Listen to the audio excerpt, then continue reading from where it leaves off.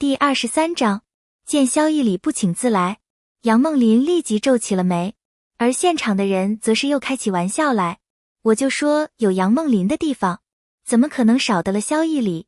就是啊，他们可是我们一中的模范夫妻，青梅竹马到白头到老，简直幸福到可以出一本书了。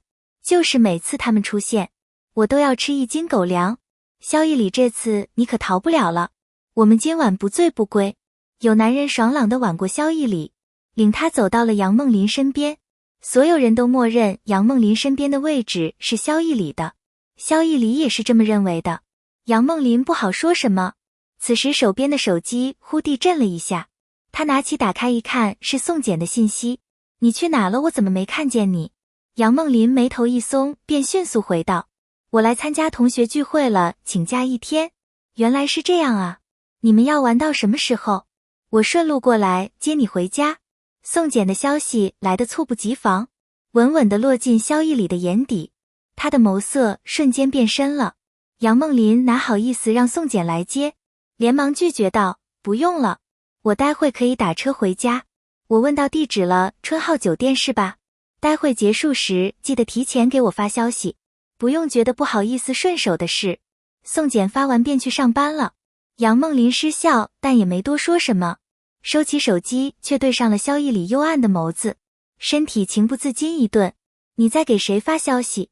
萧逸礼用尽全力才将内心的酸涩与妒忌压下去，可杨梦麟却别过头去，随口说道，没谁，工作上的事。他回完才觉得不妥，他们都是在走离婚诉讼的人了，他完全没必要回答这个问题。萧逸礼却猛地攥紧手，险些被怒火冲昏头。自从宋简上次再度出现在杨梦麟身边，他就特意去查了这个人的身份。警察没有女朋友和杨梦麟同龄，萧逸礼怎么能不知道杨梦麟是在敷衍他？这一瞬，他卑劣地感知到了从前杨梦麟的心情。是否那个时候他对杨梦麟撒谎，他的心里也是如此的难过。萧逸礼猛地拿过一旁的酒杯，毫不犹豫地闷了下去，酒精入喉，他才觉得胸膛清静了些。同学聚会结束后，杨梦麟和室友在门口分别，抱了下彼此，就要各自奔东西。室友看见站在杨梦麟身后不远处的萧逸礼，有些不解地问道，你是不是和萧逸礼吵架了？我看今晚你们2个人都没怎么说过话。杨梦麟一顿而后才淡淡回道，我在和萧逸礼走离婚程序。室友当即便呆在了原地半晌，他才感叹道，我还以为全天下的人都离婚了，但唯独你们不会离婚呢，毕竟他有多爱你，我们也是看在眼里的。杨梦麟莫名往萧逸礼的方向看了一眼，路灯下萧逸礼站在那，昏黄的光打在他身上，照出好长的影子来。他没有抬头看杨梦麟，而是默默地低头，等着他，就像是从前的每一个放学，他都会安静地站在角落里，等着他一起回家。杨梦麟的眼眶瞬时就红了。是啊，萧逸礼是多么爱他，这一点所有人都无法否认。可是哪怕他再爱他，他还是出轨了，爱抵不过时间，他的爱也一样。第24章，杨梦麟恍然地收回视线，回家注意安全，我先走了。他和室友分别后，便独自离开这里偏僻，要走过一条长巷子到外面大马路，才好打车。他点开宋简的头像，想给他发别来了的消息，可点开后，他又纠结地退出了页面，心中始终缠绕着说不清的悸动，一下一下的险些叫他踩空。猛然回过神来，杨梦麟才看见地面上始终浮现出2个影子，而且后面那个影子还越走越近，直到走到他身后。杨梦麟猛地回头，不耐地说道，萧逸礼，你能不能别跟着我了？可话刚说出口，却顿时僵住了。一直跟着他的人不是宋简，而是一个穿着黑风衣的陌生男人。他也是一愣，见被杨梦麟发现了后，索性邪笑着靠近，一个人走啊？多寂寞啊，不如让哥哥陪陪你。杨梦麟瞳孔猛地一缩，当即便慌张地拿出手机，第一反应就是打给了萧逸礼。20多年养成的习惯，出了事他第一个想到的人还是他。可电话打过去30秒都没人接，最后甚至被萧逸礼挂掉了。杨梦琳冲男人吼道：“别靠近我！”心里却越来越悲哀，慌张与愤怒一同涌了上来。为什么现在他每一次向萧逸里求救，他都再找不到他了？是注定吗？注定他永远接不到他求救的电话，他们之间永远隔了一层打不通的隔阂。眼见着男人就要抓到杨梦琳的手臂，他恐惧地闭上眼尖叫了一声，下意识将包狠狠砸了过去。下一瞬却听见熟悉的声音从身后炸开：“你在干什么？”杨梦琳的眼泪都差点掉出来了，她求救般地看向身后，只见宋简穿着警服，逆着光跑了过来，他的脸上满是怒气与担忧，却让他不安的心彻底地落进了原地。宋简一来，那男人直接松开手，撒腿就跑了，一句废话都没讲，看来是猥亵的老手了。宋简下意识便想追上去，可脚步到了杨梦琳身边后，就再也迈不动一步了。他紧紧地搀扶住腿软的杨梦琳，轻声问道：“怎么样，你还好吗？”杨梦琳险些跌倒，松了劲之后，全身力气都没了，只能靠在宋简身上保持站立。他眼眶瞬间红了，连声音都有些颤抖。不太好，我觉得心跳很急。宋简立即将他扶到一边坐下，陪着他将呼吸慢慢调整好。1分钟后，杨梦琳才彻底回过神来，看向宋简，勉强扯出了笑容来：“这都是你救我的第3次了，宋简，我都不知道该怎么感谢你才好。”宋简用眼神确认了他已经恢复过来后，整个人身上的气势也为之一凛，向来温和的脸上露出了强烈的冷意，和平时的他仿佛是2个人。杨梦琳，他没有再喊她杨小姐，也不是熟了之后的琳琳，而是全名。他一个字一个字地叫出了他的全名。杨梦琳莫名一抖，随后便见宋简严肃说道：“我希望这是我最后一次救你，没有下次了。”杨梦琳怔怔地点了点头，他正想保证，却又听宋简补上他没说完的话：“我不是每一次都能及时出现来救你的，只有你能一直安全，我才能放心。”第25章。这瞬间，四周一切都安静了下来。杨梦琳怔怔地看着宋简，能清晰地听见胸膛里狂跳的心跳声。好半天，宋简才像是触电一般地松开了他，哪怕是深夜也遮不住他耳垂的红。两人都瞬间沉默了下去，明明面对面坐着，却没人说话。直到养母的电话突然响起，才打破了彼此的寂静。琳琳，你现在在哪呢？杨梦琳本想瞒着他，可一开口就被养母察觉到了不对劲。琳琳，你在哭，这是怎么了？养母焦急的声音像是压垮杨梦琳内心防线的最后一关，她当即便再也忍不住哭了出来。妈，我被人跟踪了。杨家楼下，宋简刚将杨梦琳送回来，便看见养母站在楼下，不停地探头等待。一见他们平安回来，养母便急急地迎了上来，到处看杨梦琳有没有受伤，继而又忍不住拍了她一下：“这么晚了，为什么你不让萧逸里送你回家？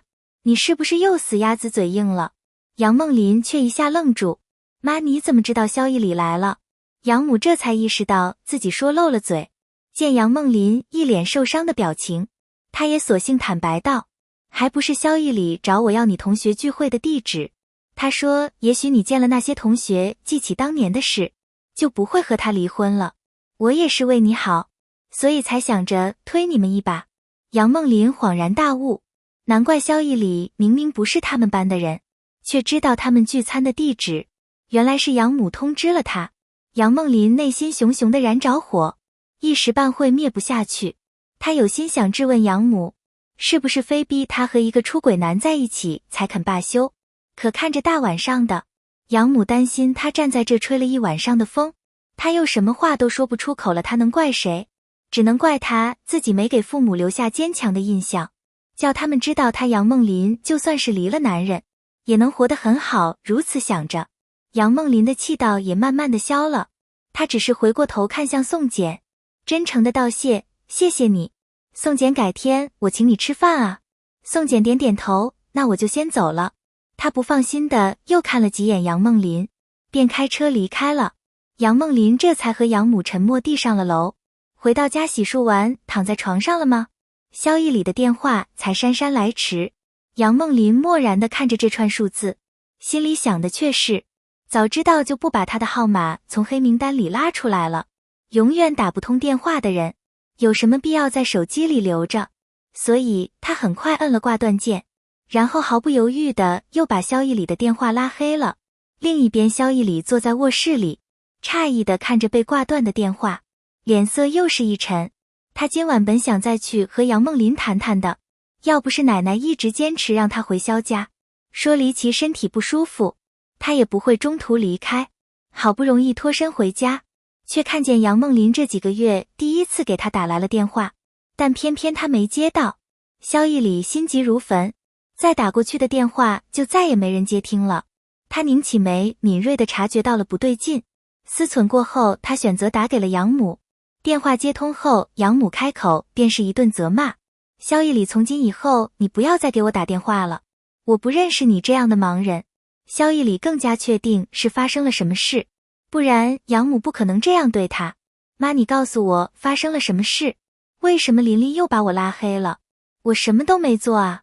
养母气急，声音也不由得冷了下来。就是因为你什么都没做，琳琳才拉黑的你。他深呼吸，似是要将胸膛里涌动的愤怒全部压下来。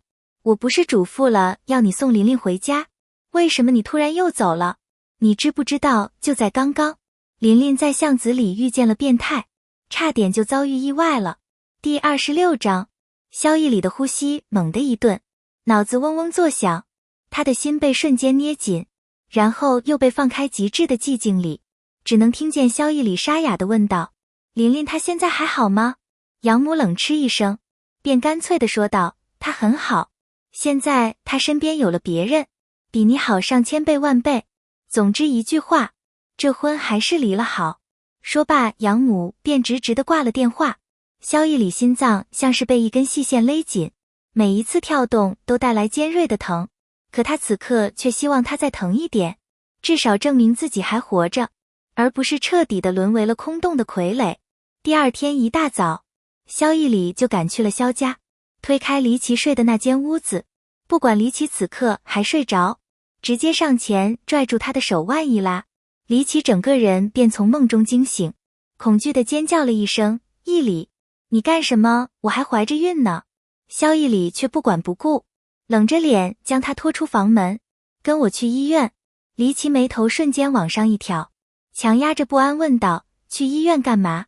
萧逸礼回过头来，看着他一字一句道：打胎。这瞬间空气中弥漫着某种危险的气息，像暴风雨前的低气压，让人喘不过气。黎琪眼珠子不断地转动，余光看见被动静吸引出来的奶奶后，便直接放声大哭：奶奶，萧逸礼要带我去打胎，你快救救你曾孙子啊！萧逸礼额上青筋猛地一跳，拽着他的手越发用力。今天就算是谁来了也没有用，这个孩子我非要打了他不可。你如果安生点，等孩子没了我就给你笔钱，叫你下辈子不愁吃喝。如果你非要把这个孩子留下来，你知道我会做些什么的。萧逸礼的威胁几乎化为了实质，重重地压在黎琪身上。他这才意识到这一次萧逸礼是认真的。恍惚之间，奶奶如一头迟暮的野兽冲撞了上来，一下把萧逸礼撞开。你要杀了我曾孙子就先杀了我。萧逸礼荒唐地看向奶奶，压着怒气说道：奶奶，念念也是你的孙女，我们萧家有她一个就够了。奶奶却睁着眼睛骂道：我就知道又和杨梦琳有关，她自己肚子不争气，为什么偏偏要耽误你？你倒是叫她生个男娃啊，生出来我就认她。萧逸礼彻底失望，他再不想和奶奶多说一句，只是死死地盯着黎琪，威胁道：我不想再说第二遍，和我去医院堕胎，听见没有？长久以来的习惯让黎琪顿时抖了一下，对上萧逸礼阴冷的目光，他再说不出一个字，只能发抖地回道：好。萧逸礼拽着黎琪到了妇产科，奶奶不敢再插手，却也不甘地跟在身后，一路上絮叨个没完，末了甚至还念起佛经来，看在佛祖的份上，你就留下这个孩子吧。萧逸礼却浑然不听，若是这世上真有佛，他许愿也是许杨梦琳能再回头看他一眼。诊室里，妇产科医生在仔细看过黎琪的肚子后，才慢条斯理地看起了他的 B 超。萧逸礼当即便迫不及待地问道：医生，这孩子能剁掉吗？妇产科医生睨了他一眼，才冷声回道：剁不了了，这孩子月份太大，加上孕妇子宫内壁过薄，如果再剁可能会有大出血的可能。萧逸礼脸色顿时一僵，抓着黎琪的手便往外走。你不给他剁，我就找别的医院了。结果妇产科医生在身后冷笑着说道：我们是医院都不敢动的堕胎手术，你以为别的医院就敢做了吗？第27章，萧逸礼彻底僵在了原地，他的身体甚至都在微微发抖，手心透着越来越深的凉意，而一旁的奶奶和黎琪则是后怕的抱在一起。奶奶，孩子保住了，我的曾孙子啊，这个家里没有一个人期待你的降生，不过没事的，奶奶在乎你。两个女人哭作一团，不管是真情还是假意，至少在这个孩子的事上，他们的情都是真的。萧逸礼的心里满是复杂，看了眼他们便想转身离开，可又被奶奶拦住。他脸上总算露出点笑容来，却是迫不及待地追问道：既然这个孩子注定要生下来，那你就抓点紧和杨梦琳离婚吧，还有2个月这孩子就要生了，到时候孩子可是要上户口的呀。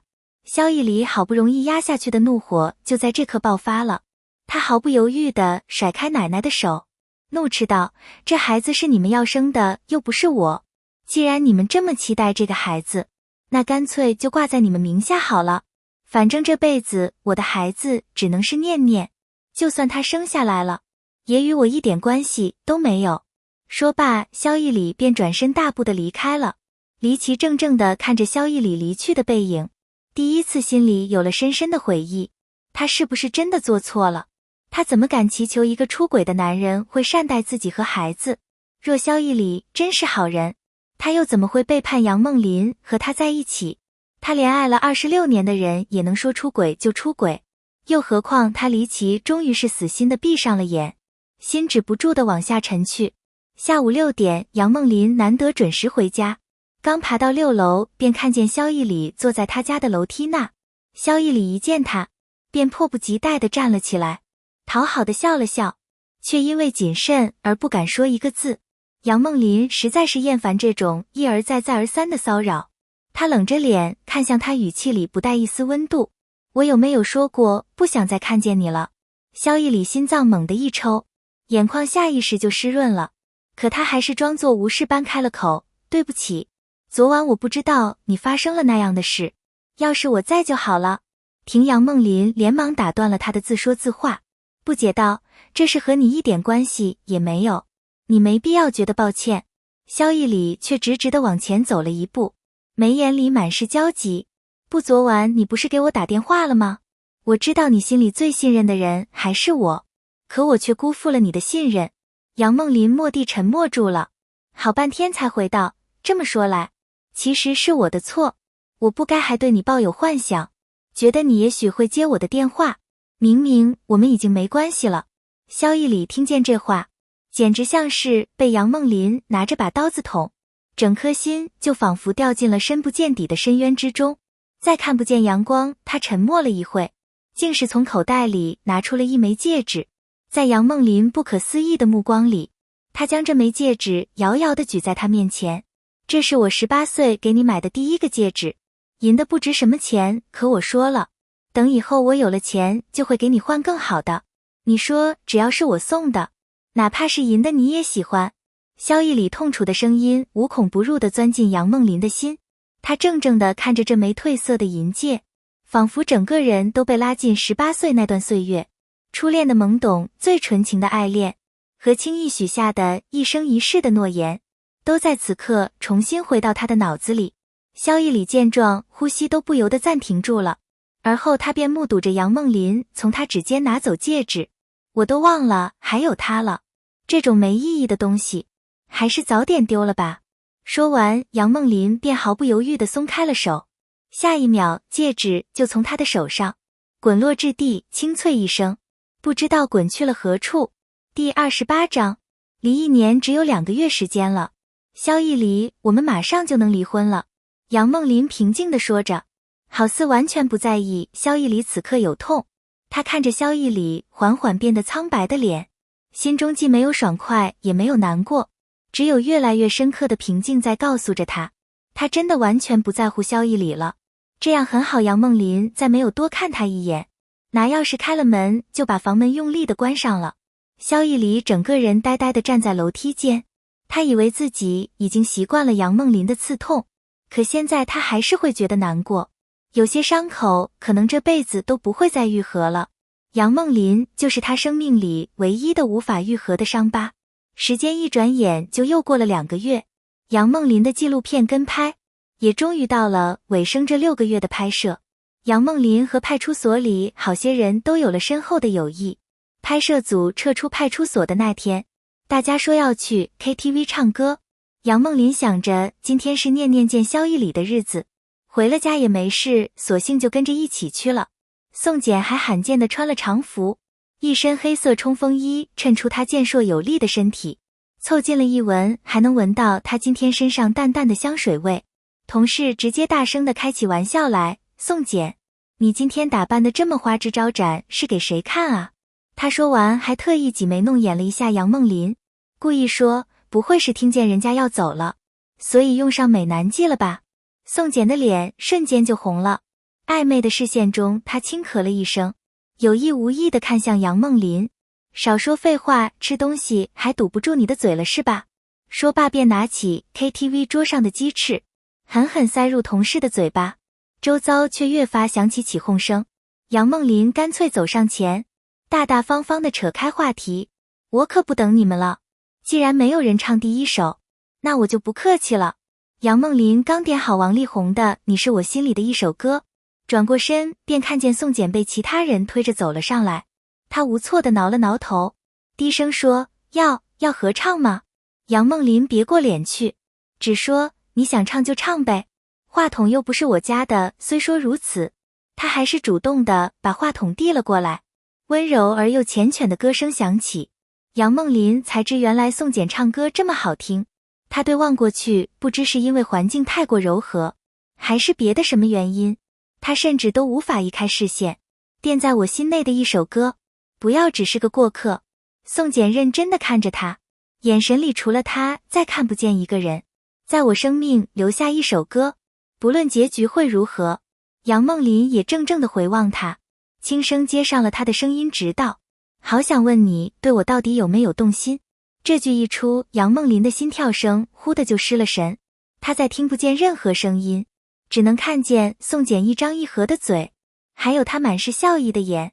一曲毕，杨梦林仓皇的下来，坐在位置上好久都没平静住自己胡乱跳动的心脏。宋简安静的在他身边坐下许久，才轻声问道，还有2个月就满1年了是吗？这话已经够直白了。杨梦林紧攥住手，嗯了一声，随后便听见宋简意味不明的闷笑声，还有最后一句，好，2个月而已，我等得起。第29章。